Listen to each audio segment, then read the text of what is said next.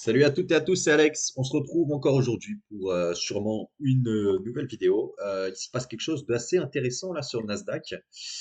Ça chute vénère. Là, il est bien vénère, notre ami le Nasdaq. Et ce que je voulais enregistrer, c'est que quelque chose de très intéressant, c'est que sur cette bougie, là, comme vous pouvez le voir, en M5, là, sur celle de 16h30, on venait de faire une divergence delta.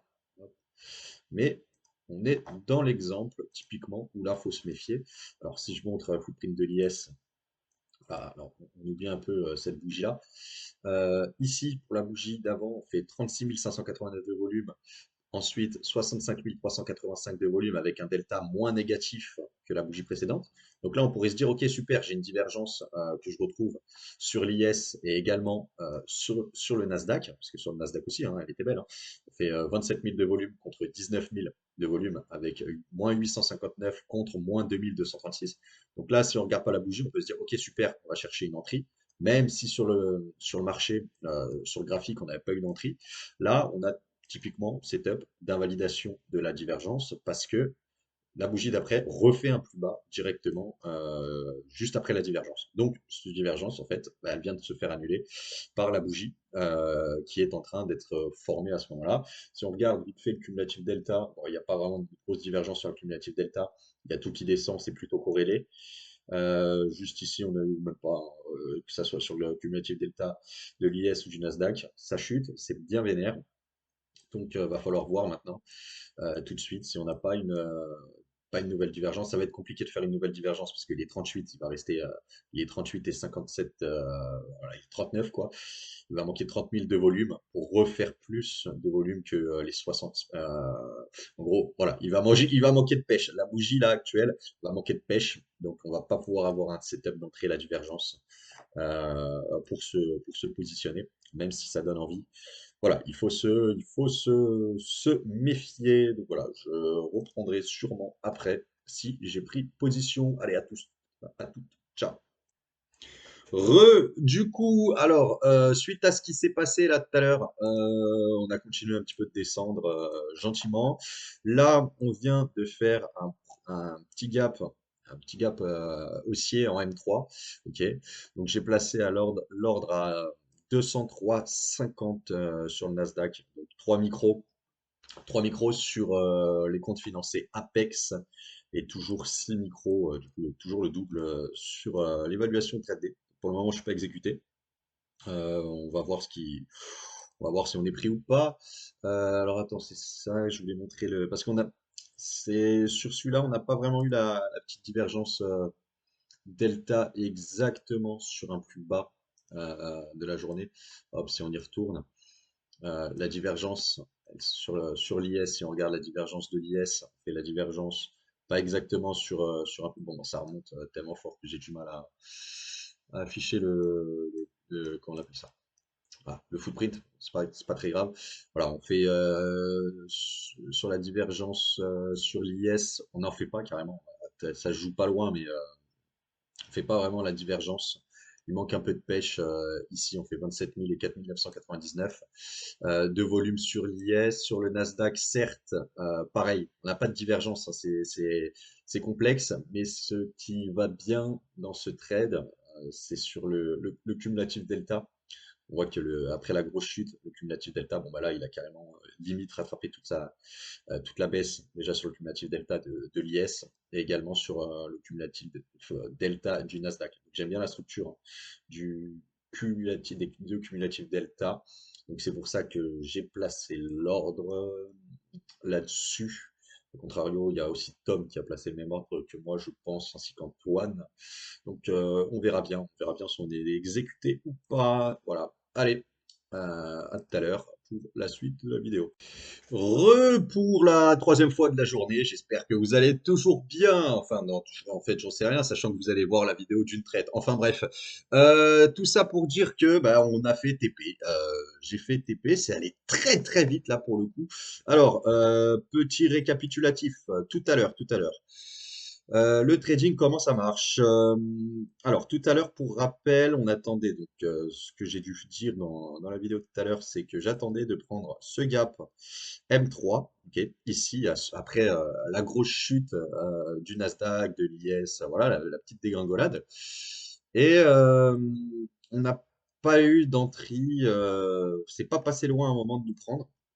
Ah, donc j'avais tout à l'heure, je devais avoir un ordre par là, 203,75 ou 203,50, je crois. Attends, je vais te le dire précisément. 75. Donc j'avais un ordre à 203,50 tout à l'heure en attente. C'est pas passé loin de nous prendre, mais il a manqué quelques points. Ensuite, c'est reparti direct. Donc j'ai pas été exécuté. Donc il s'est passé ça, rien de. Bon, c'est toujours t'as un peu le seum quand ça part sans toi. Bon, c'est pas grave. Ensuite, je fais la discute avec Antoine. On se dit qu'on va peut-être attendre, on va peut-être laisser l'ordre ici, enfin on va pas bouger l'ordre sur le coup. Moi je lui dis que j'ai changé d'avis. C'est vrai que j'ai fait aujourd'hui, j'ai changé d'avis. Je lui dis que je vais pas bouger mon ordre, que je vais le laisser là. Et au final, bon bref, ça bouge en nous, ça fait un truc un petit peu moche. Ça part sans moi quoi. Bref, tout ça pour dire que ensuite on a ce gap en M3 à 17h42 qui est fait. Alors attends, je fais le template blue. Euh, on a ce gap en M3, le gap de 17h42, pardon, qui est là. Ok. À ce moment-là, Antoine, il me dit, bon, moi, je vais peut-être bouger mon ordre, je vais peut-être le monter. Moi, je lui dis, bon, déjà qu'on n'a pas eu la divergence delta sur le plus bas, je vais peut-être pas m'amuser à bouger l'ordre. Il se passe quoi? Il se passe ce range, cette structure assez moche là. Donc je me dis, bon, éventuellement, à partir de 18h06, je crois, je me dis, bon, je vais peut-être bouger l'ordre, parce que c'est sûr qu'on ne reviendra pas faire un plus bas en bas. Donc je vais peut-être pas pouvoir trader. Donc je monte l'ordre juste à un tick. Donc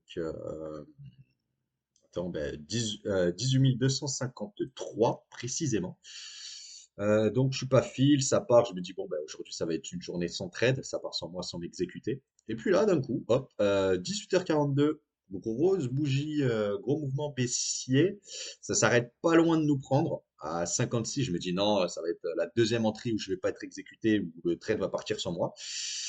On discutaille, et là, bon, il se passe un truc. Alors attends, je pense que là, il faut carrément aller sur le gap M1, en M1, parce que c'est aller vite. J'avais donc mon ordre à 53, on fait une mèche, le marché se met, on pourrait même passer en 30 secondes.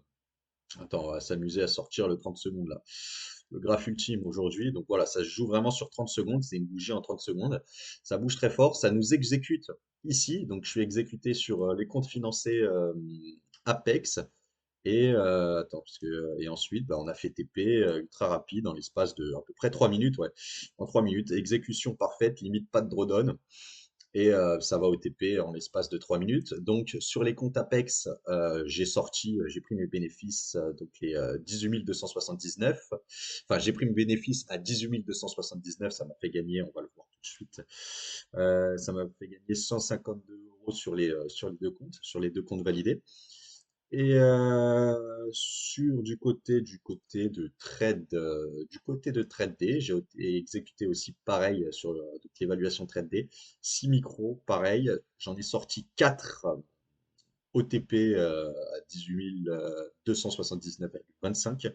Et actuellement, au moment où j'enregistre, j'ai encore deux runners qui tournent où j'ai placé un stop à l'entrée. Donc je suis break-even. Quoi qu'il arrive, sur TradeD, je suis donc assuré de 200, 202 euros pour aujourd'hui, quoi qu'il arrive, et peut-être plus si le marché continue de monter. Voilà, on voit que là, pour le moment, je suis à 321 et de clôturer, j'en ai clôturé 203 dollars. Voilà, on va laisser le runner maintenant que c'est fait. Il n'y a plus de pression, on laisse tourner ça. Si ça va au stop loss, tant pis, on aura gagné 200 balles sur l'évaluation trade day. Et si on prend éventuellement 100 points de plus, et ben ça fera une journée encore une fois à 500 sur le trade day. Donc on va pas s'en priver, on va pas s'en priver. Ce qui nous amène le compte plutôt pas mal à 51 124 de mémoire. Il faut faire 2005 de target Pour te dire, je me souviens même plus combien il faut que je fasse de target. Donc là, je suis à 1124. Je crois qu'il faut aller jusqu'à 2500 et un drawdown max de 2000. Donc voilà. Traîne plutôt cool. Seul, je sais pas vraiment si j'aurais bougé l'ordre en soi, pour être honnête. Bon, attends, peut-être que je vais me faire, on va se faire stopper sur TradeD en direct, parce que ça bouge vite. Je sais pas si j'aurais bougé l'ordre direct. Ce qui m'a vraiment conforté à bouger l'ordre, déjà, c'est le fait que le maître spirituel me dise que lui se permet de monter l'ordre, et c'est surtout que j'ai vu qu'il y avait cette structure qui m'intéressait. Ok, donc si je le prenais à 253, si je me faisais exécuter par là, je me disais bon ben au pire je suis exécuté à 253 et au plus haut de la structure j'ai 28 points. J'en ai besoin que de 25,6 pour faire TP, donc c'était quand même jouable avec cette exécution. J'ai perdu un peu espoir de trader au moment où c'est parti en cacahuète, enfin, où ça a monté. Et puis voilà, c'est cette exécution limite parfaite, hein, limite pas beaucoup de drawdown, 2 points de drawdown, c'est vraiment beau. Puis on fait TP en 3 minutes. Donc ça fait plaisir quand ça se passe comme ça. Et donc voilà, écoute, je posterai éventuellement, je referai un dernier cut à la fin pour voir si on s'est fait stopper break-even sur les runners. Et je vous publierai sûrement la vidéo, dès qu'on s'est fait sortir, quoi. Ou ce soir à 22h, parce que je compte éventuellement laisser les runners, si je me fais pas sortir, jusqu'à ce soir 22h. Ça serait cool. Bon, salut à tous, portez-vous bien, et à demain, on espère avoir un nouveau trade. Ciao!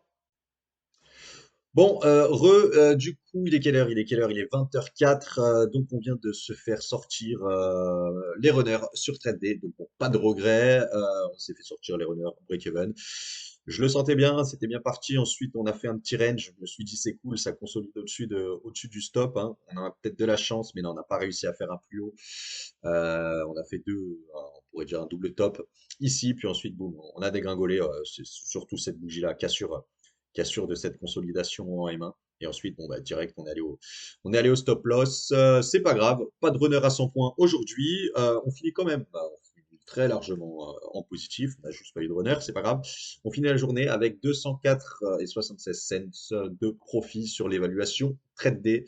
Donc, on se rapproche doucement mais sûrement de la validation du compte. On doit faire 2500 $ pour valider le compte Trade D. Donc on s'en approche, c'est pas encore gagné, il reste encore pas mal de temps. Mais bon, on verra, on va enregistrer ça ensemble, dans tous les cas. Voilà, bon écoutez, si vous avez kiffé la vidéo, laissez un petit like, ça fait toujours plaisir, ça aide à faire grandir la chaîne. Et nous, on se retrouve demain s'il y a un trade. Allez, ciao!